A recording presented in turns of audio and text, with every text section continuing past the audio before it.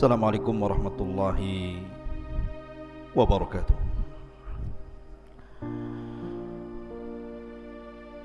Alhamdulillah wassalatu wassalamu ala rasulillah wa ala alihi wa sahbihi wa mawalah wa la hawla wa la quwata illa billahi wa ba'du. Ma'asyiral muslimin yang dimuliakan Allah subhanahu wa ta'ala, malam ini kita bisa kembali duduk untuk bertalabul ilmi. Kemudian salawat teriring salam tak lupa kita haturkan kepada Rasul kita Muhammad sallallahu alaihi wasallam. Pembahasan malam ini adalah bicara tentang alam jin.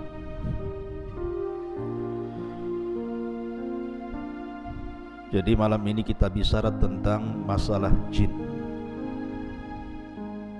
Apalagi kita di hutan ini banyak jinnya. Jadi biar kita tahu alam jin itu seperti apa. Ma'asyiral muslimin yang dimuliakan Allah subhanahu wa ta'ala, bicara tentang jin, maka Al-Quranul Karim menetapkan adanya jin, bahkan dijadikan satu nama dalam surat Al-Quran, suratul jin. Dan kita tahu bahwa jin adalah makhluk kedua yang diciptakan Allah subhanahu wa ta'ala setelah para malaikat. Baru setelah jin Allah ciptakan manusia. Sering kita dengar di masyarakat, terkadang ada orang yang bercerita bahwa saya mendengar suara-suara aneh. Yang lain mengatakan ada yang memanggil-manggil. Yang lain juga bercerita, saya pernah tidur, ketika hendak bangun susah sekali, kayaknya dikunci. Susah gitu ya. Ada orang yang lagi tidur itu susah mau bangun, kayak lagi dipiting sama jin itu. Yang lain, ketika saya lewat di sebuah tempat, kayaknya kok bulu semua berdiri, mulai bulu kaki sampai bulu kepala. Jadi macam-macam cerita di masyarakat itu tentang masalah jin dan syaitan. Lalu apa hakikat jin ini? Dan apa alaqah kaitan antara jin dan kita umat manusia ini? Ma'asyiral muslimin yang dimuliakan Allah Azza wa Jalla, dunia jin itu sebenarnya kurang lebih dengan kita. Di antara jin itu ada yang ahli salat, ahli puasa, ada yang umroh, ada yang haji, ada yang ahli sedekah, ada yang ahli zikir, bahkan ada yang mujahidin fi sabilillah. Tetapi di antara jin pun kebanyakan mereka ada yang fasik, ada yang suka minum khamar, ada yang suka berzina, ada yang suka berdusta, ada yang suka menyakiti dan menzalimi. Ya, karena jin itu terbagi menjadi dua. Wa inna kunna salihuna wa inna minna salihuna wa minna duna dzalik kunna taraiqa qidada. Di antara kami para jin itu ada yang saleh, ada yang baik. Tapi juga ada jin-jin yang mereka jahat. Baik, kita akan jelaskan, karena mungkin secara umum kita sudah mengetahui tentang asal muasal jin dan pernah saya jelaskan di sini. Saya hendak menceritakan beberapa kisah saja tentang alaqah, hubung kait antara manusia dengan jin saja. Ma'asyiral muslimin yang dimuliakan Allah subhanahu wa ta'ala, suatu ketika Nabi SAW pernah sholat. Tiba-tiba kemudian datang jin mengganggu Nabi SAW yang sedang sholat. Maka Rasul marah, kemudian Rasul menangkap jin itu kemudian mencekiknya. Saking kerasnya Rasul mencekik jin itu sampai keluar air liurnya, dan Nabi SAW merasakan dingin air liur itu. Kata Nabi SAW, kalau aku tidak teringat dengan doanya Nabi Sulaiman, Rabbi habli mulkan la yambagi li ahadin mim ba'di, ya Rabb, anugerahkan kepadaku kekuasaan yang tidak ku anugerahkan kepada siapapun sepeninggalku. Tentu jin itu sudah kuikat di tiang masjid sehingga menjadi mainan anak-anak. Tapi karena teringat doanya Sulaiman, ku lepas jin itu. Artinya Nabi SAW mencekik jin sampai liurnya terasa dingin. Pertanyaannya, bukankah jin tercipta dari api? Kenapa pula liurnya dingin? Harusnya liurnya panas. Yang tercipta dari api itu asal penciptaannya bapak moyang mereka, tetapi anak keturunannya tidak seperti moyang mereka, sama dengan kita. Bapak moyang kita tercipta dari tanah, tapi apakah kemudian ketika orang dipotong tangannya tiba-tiba keluar tanah? Kan tidak juga, ya, tetap saja keluar darah gitu ya. Itu hanya awal penciptaan saja. Makanya kenapa jin juga disiksa di neraka merasa sakit, sama dengan manusia dipukul tanah juga sakit. Kalau nggak percaya saya pukul antum pakai tanah liat. Kalau nggak menjerit, saya kasih uang 100.000. Ma'asyiral muslimin yang dimuliakan Allah Azza wa Jalla. Lah, kalau kita melihat cerita-cerita di masyarakat kan macam-macam tuh. Apalagi penakut. Penakut itu biasanya pohon pisang pun jadi setan biasanya. Coba saja orang yang takut lewat kuburan, sebenarnya di kuburan tidak ada apa-apa, mungkin ada pelang warna putih, itu lari terbirit-birit disangka kuntilanak itu penakut loh ya. Terkadang seseorang yang saking takutnya, mungkin ada kucing nabrak kaleng kongguan kemudian jatuh perang begitu ya, itu ketakutan disangka ada setan tuh di belakang itu. Atau terkadang kita lihat angin, kemudian ada pohon goyang-goyang, kemudian bayangannya itu ikut goyang-goyang juga kan, disangka setan itu. Langsung bulu kuduk berdiri semua. Pertanyaannya, ikhwatu fiddin muliakan Allah Azza wa Jalla, mungkinkah seseorang itu melihat jin? Sebagaimana yang ma'ruf di masyarakat gitu ya. Maka kita katakan bahwa Allah Subhanahu wa ta'ala berfirman, innahum yarakum min haitsu la tarawnahum. Mereka yang melihat kita, kita yang tidak melihat mereka. Artinya jin itu bagi kita alam gaib. Jangankan jin, di zaman Nabi SAW banyak orang-orang munafik. Rasul tidak tahu siapa satu munafik itu, kecuali setelah diberitahu Allah, kemudian dicatat oleh Hudzaifah ibnul Yaman siapa nama-nama munafik. Kalau Allah tidak memberitahu siapa munafik di zaman itu, selamanya Rasul tidak tahu mana satu yang munafik. Artinya munafik saja kita tidak tahu ya di zaman Nabi SAW, apalagi jin. Maka seseorang kemudian kalau masuk ke alam jin, kemudian sok tahu tentang masalah jin tanpa didasarkan Al-Quran dan Sunnah, ketahuilah bahwa dia itu pendusta.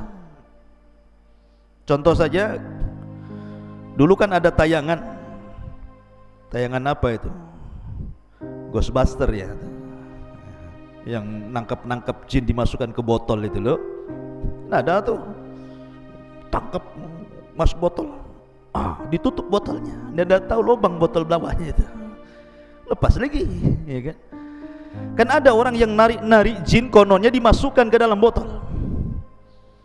Ikhwatu fiddin muliakan Allah Azza wa Jalla, kita katakan ini dusta, ini acting saja. Kenapa kita katakan dusta? Karena Allah yang mengatakan innahum yarakum min haitsu la tarawnahum. Mereka melihat kita, kita tidak melihat mereka. Macam mana kemudian menangkap jin dimasukkan ke dalam botol, sementara nas Al-Quran mengatakan kita tidak mampu melihat mereka, sementara mereka melihat kita? Kalau gitu tidak adil Ustaz. Enak kali jin melihat kita, kita tak bisa lihat jin. Allah Maha Adil. Ketika di dunia kita tidak bisa melihat jin dan jin bisa melihat kita, kelak di sorga Allah balik alamnya, di mana kita bisa melihat jin dan jin tidak bisa melihat kita. Itulah kebalikannya dan keadilan Allah Subhanahu wa ta'ala. Akan tetapi ketika jin-jin itu tasyakkul, beralih rupa, maka kita mungkin melihatnya. Bisa saja seseorang kemudian melihat ada burung hantu, disangka hantu karena ada hantunya, burung hantu. Kemudian kucing garong warna hitam, disangka setan, ya kan? Padahal garong dia, ya. Jadi mungkinkah kemudian jin-jin itu tasyakkul dan seseorang bisa melihatnya? Maka kita katakan kalau itu yang terjadi bukan dalam bentuk asli, mungkin. Saya akan bercerita beberapa kisah ya di zaman para sahabat. Pertama kisah Abu Hurairah radhiyallahu anhu. Suatu ketika Abu Hurairah radhiyallahu anhu itu ditugaskan Rasul untuk menjaga Baitul Mal, menjaga pembendaharaan Baitul Mal. Rupanya di malam itu ada pencuri masuk ke Baitul Mal mencuri gandum. Satu karung, kemudian lari, dibopong. Abu Hurairah melihat pencuri ini, langsung mengejar, kemudian menangkap. Rupanya pencuri ini adalah orang tua dan mengatakan, "Ya Abu Hurairah, ana syaikhun kabir, faqirun, dhu iyalin, wa ma ataituka illa min hajatin, wa ma asabtu syai'an dunak, ma ataituka," bla bla bla bla. Bahasa kita ya. Maka syaitan mengatakan, ataupun orang ini mengatakan pencuri ini, "Ya Abu Hurairah, saya ini orang tua, fakir, punya keluarga, dan saya tidak mungkin mencuri kecuali karena sebuah hajat, kebutuhan, karena mereka butuh makan, makanya aku terpaksa mencuri. Lepaskanlah Abu Hurairah." Akhirnya Abu Hurairah karena kasihan, dilepaskanlah pencuri ini. Keesokan harinya berjumpa dengan Rasul. Sebelum kemudian Abu Hurairah bercerita, Jibril sudah ngasih tahu, dan Rasul sudah mewanti-wanti, "Ya Abu Hurairah, fa innahu sayaudu al-bariha, fa innahu sayaudu fil lail." Wahai Abu Hurairah, orang itu akan kembali nanti malam. Betul, rupanya malam kedua mencuri lagi, ketangkap lagi, minta uzur lagi, dilepas lagi. Sampai ketiga kali Abu Hurairah mengatakan, "Tidak, ini sudah ketiga kali kau mencuri, tidak mungkin aku lepas, akan kuhadapkan kau kepada Nabi SAW." Maka orang ini mengatakan, "Gini saja wahai Abu Hurairah, lepaskan saya.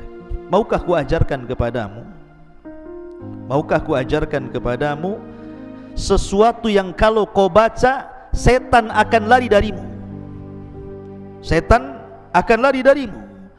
Kemudian orang ini mengatakan, "Ya Abu Hurairah, apabila engkau hendak beranjak ke pembaringanmu, bacalah suratul kursi, maka tidak ada setan yang bisa mendekatimu sejak kau tidur sampai kau bangun." Habis itu Abu Hurairah melepaskan orang ini. Keesokan harinya dia berjumpa dengan Nabi SAW dan mengatakan, "Abu Hurairah, tahukah kamu orang yang kau tangkap 3 malam berturut-turut itu?" Kata Abu Hurairah, "Allah wa Rasuluh a'lam." "Saya tidak tahu wahai Rasul." Kata Nabi SAW, "Fa innahu syaitan." Dia adalah setan, dia adalah jin yang menyerupai manusia sebagai pencuri.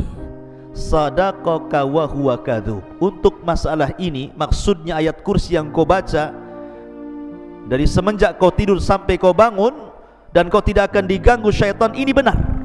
Khusus masalah ini saja, sadaqaka wa huwa kadzub. Tetapi masalah yang lain, dia pendusta. Kebanyakan setan itu pendusta. Khusus masalah ini dia benar, gitu maksudnya. Dari sini menunjukkan bahwa Abu Hurairah menangkap pencuri, dan pencuri ini rupanya jin yang tasyakkul, yang berubah bentuk. Makanya kalau seandainya ada seseorang sudah meninggal, dan saya punya cerita di kampung di Majalengka sana. Jadi ada preman mati. Preman bisa mati juga gara-gara minum tuak oplosan, ya. Jadi minuman keras, oplosannya nggak kira-kira, pakai spiritus, betul spiritus, ya. Jadi cap orang tua dicampur spiritus, diminum kurang mabok, dicampur pil BK. Antum tahu pil BK? Untuk anjing gila tuh, itu namanya pil BK tuh. Tuak, campur spertus, kasih pil BK, matilah. Itu bukan oplosan lagi, oplosan kuadrat namanya, oplosan di atas oplosan lagi itu. Ketika mati, rupanya tersebar di desa itu bahwa preman yang mati itu ada di atas jembatan, sedang duduk. Akhirnya dalam 1 minggu itu, ketika mendengar berita itu, tidak ada preman kampung keluar. Rupanya preman takut sama setan ya. Jadi tersebar berita bahwa dia hidup lagi, setiap hari nongkrong di atas jembatan katanya. Pertanyaannya, mungkinkah itu dia? Saya pernah bertanya waktu di Yaman kepada Syekh Adnan hafizahullah ta'ala, guru saya yang mengajarkan kitab Fathul Majid, kitab Tauhid, tentang kisah ini. Ya Syekh, saya begini di kampung, persis yang saya ceritakan. Apa kata Syekh Adnan? Dia mengatakan bahwa yang dijumpai itu bukan preman tadi, karena orang yang sudah mati tidak mungkin hidup lagi, karena ada barzah yang memisahkan antara kehidupan dunia dan kehidupan kubur. Lalu siapa yang nongkrong di jembatan itu, yang mukanya mirip itu? Maka dia bisa menjawab, kalau cerita ini sahih, kalau cerita ini benar gitu ya, bukan dikarang-karang, maka sesungguhnya orang itu adalah qarinnya si preman tadi. Karena setiap orang itu punya qarin, punya jin yang menyertai sejak lahir. Jadi kalau seandainya ada orang mati kemudian hidup lagi, bukan orang itu hidup lagi gentayangan, tetapi qarinnya yang gentayangan membentuk orang mati itu. Jadi bisa saja itu jin yang menakut-takuti manusia. Kemudian kisah yang kedua, kisah Ubay bin Ka'ab. Jadi suatu ketika Ubay bin Ka'ab ini dengan para sahabat Nabi hendak menuju dari Mekah ke Madinah, melewati padang pasir. Kemudian sampai di padang pasir lupa jalan, karena zaman itu kan tidak ada Google Map ya, di zaman itu tidak ada kompas gitu ya, hanya mengandalkan insting saja dan orang yang biasa jalan dilalui.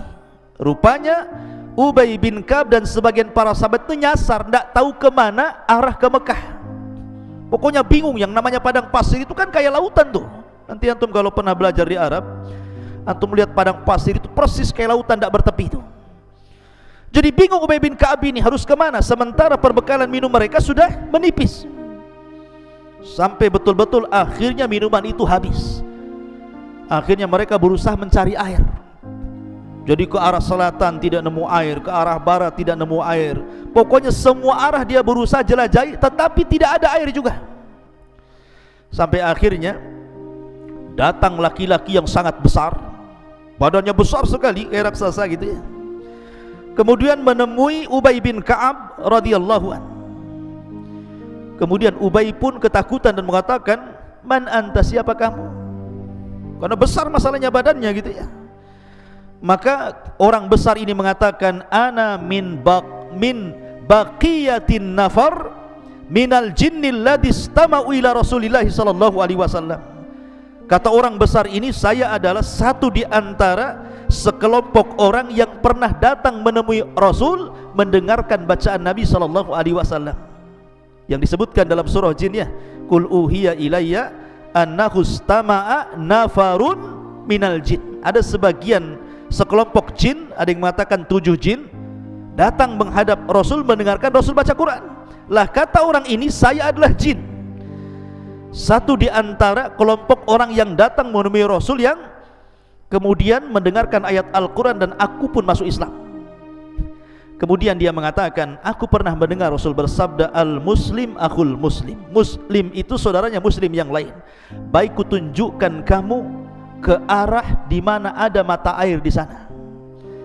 Akhirnya kemudian jin ini mengarahkan arah ke arah sini, khudut tariq, ambillah jalan ini wahai Ubay, engkau akan mendapatkan air. Akhirnya Ubay bin Ka'ab pun membawa para sahabatnya kemudian mengarah ke yang ditunjukkan jin tadi itu ya, dan dalam berbentuk orang besar tadi. Rupanya betul dia mendapatkan air di situ dan selamat dari kematian di padang pasir. Lihat, terkadang jin itu tasyakkul, berbentuk manusia atau berbentuk yang lainnya.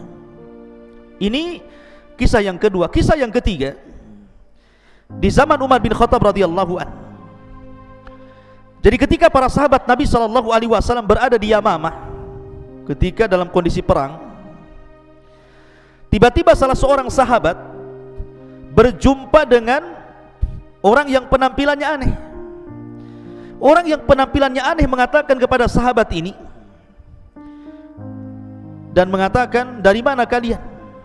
Dia mengatakan, kami pasukan perang yang diutus oleh Amirul Mukminin Umar bin Khattab radhiyallahu an. Kemudian sahabat ini bertanya, man anta, siapa kamu?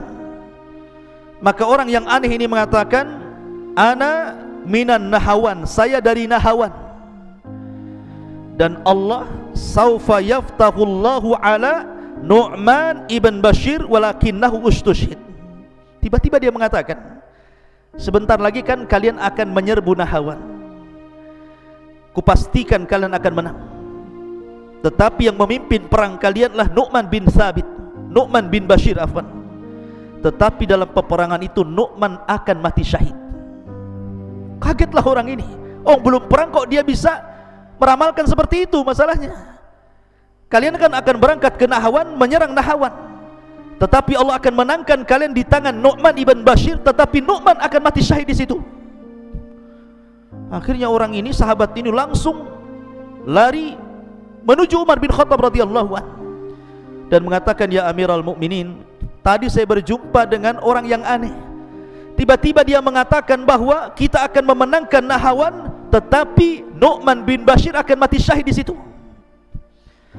Kata Umar bin Khattab radhiyallahu anhu mengatakan, ya, tahukah kamu siapa dia? Maka sahabat ini mengatakan, tidak tahu hai Amirul Mukminin.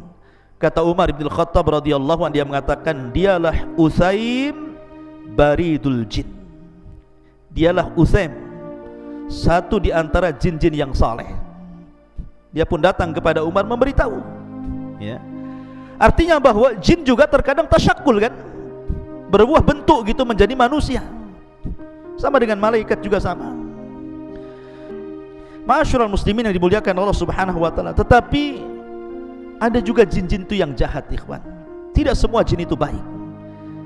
Wa inna kunna salihuna wa inna minna salihuna wa minna duna dzalik. Kunna tara'iqa qidada. Jadi kami ini bertingkat-tingkat.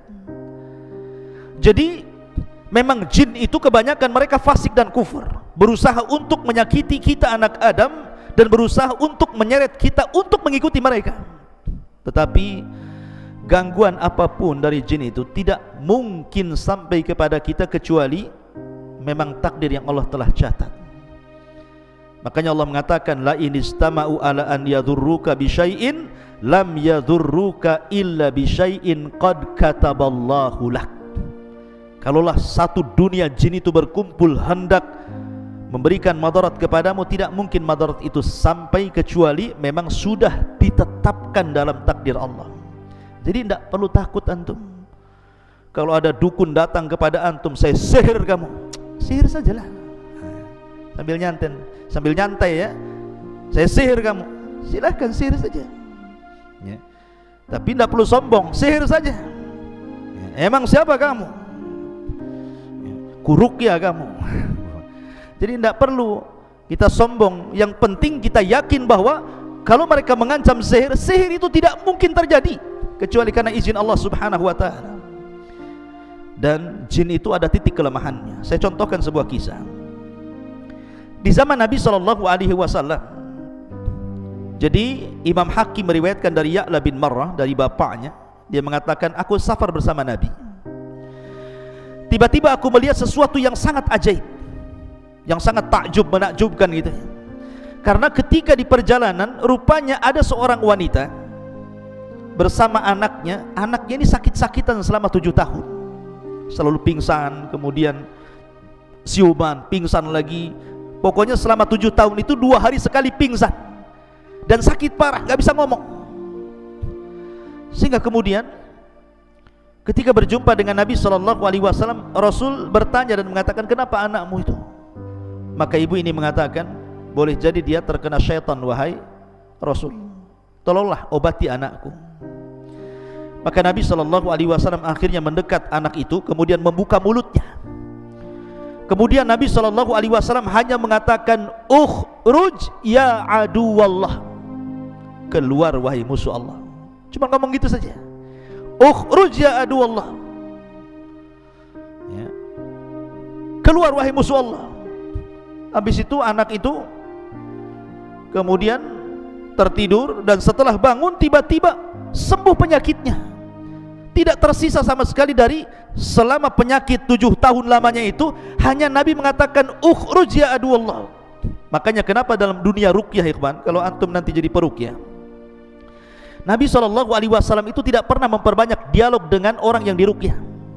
Rasul hanya mengatakan ukhruj ya aduwallah, keluar wahai musuh Allah. Tidak perlu antum memperbanyak dialog. Kamu siapa?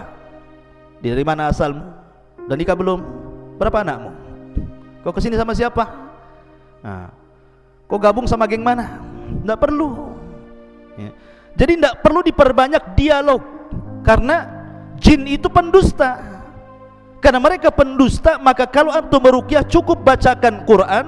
Kalau dia menjerit-jerit, cukup antum katakan ukhruj ya aduwallah, keluar wahai musuh Allah, ya. Kalau tidak, ya ajak mereka beriman saja. Tidak perlu tanya yang aneh-aneh, ya. Karena jin itu pendusta, dan tidak ada jin itu yang bentuknya indah. Jin itu bentuknya jelek. Makanya ketika ada seorang syekh meruqyah, rupanya masuk jin yang paling cantik di kabilahnya ke dalam tubuh orang yang diruqyah itu. Kemudian oleh syekh berusaha jin yang paling cantik di kaumnya itu dikeluarkan dari tubuh orang tadi, terus diruqyah. Sampai syekh bertanya tentang masalah sifatnya ketika itu, ya, bentuk kamu itu seperti apa? Karena dia mengaku wanita yang paling cantik, jin yang paling cantik di kaumnya. Maka dia mengatakan, sesungguhnya aku memiliki 9 kaki. Bayangkan, kalau antum dinadorkan dengan akhwat cantik tapi punya 9 kaki, mau nggak? Nggak mau. Itu bukan orang, namanya gurita tuh. Cumi-cumi namanya.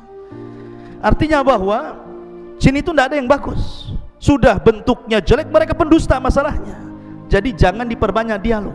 Makanya Nabi SAW cukup mengatakan ukhruj ya aduwallah, keluar wahai musuh Allah subhanahu wa ta'ala. Lah kenapa kemudian jin itu bisa masuk ke tubuh anda, ke tubuh kita, ya, sampai akhirnya ada orang yang kesurupan? Banyak penyebabnya kata para ulama. Bisa saja karena jin itu sudah terlampau cinta dengan antum sehingga dia masuk ke tubuh antum. Kok bisa Ustaz? Dia cinta sama kita, surat menyurat pun tidak, pandang memandang pun tidak, ta'aruf pun tidak. Macam mana kemudian dia cinta dengan saya gitu? Kata para ulama, salah satu penyebabnya adalah ketika antum masuk ke kamar mandi, kemudian lupa membaca a'udzubillah, berlindung kepada Allah minal khubthi wal khaba'ith, ya. Kalau orang lupa berlindung kepada Allah dari khubthi, setan laki-laki, wal khaba'ith, dan setan perempuan, maka dipastikan ketika antum telanjang di kamar mandi itu, maka aurat kita bisa dilihat oleh syaitan.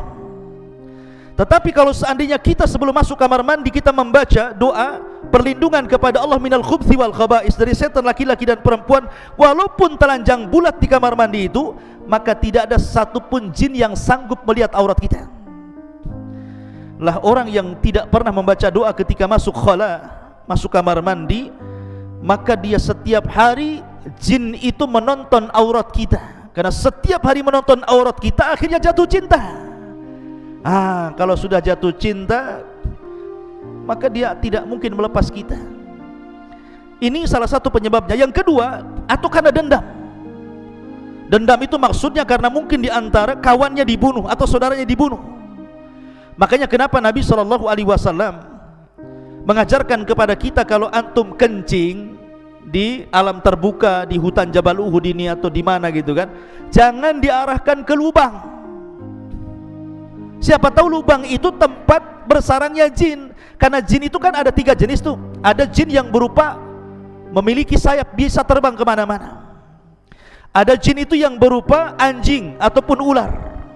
Ada juga jin itu yang hidup di lubang-lubang. Makanya jangan kencing sembarang ke lubang gitu ya. Nanti di situ sarangnya jin, ngamuk dia. Sekarang logika saja, kalau antum di kepalanya dikencingi, marah nggak antum? Marah lah.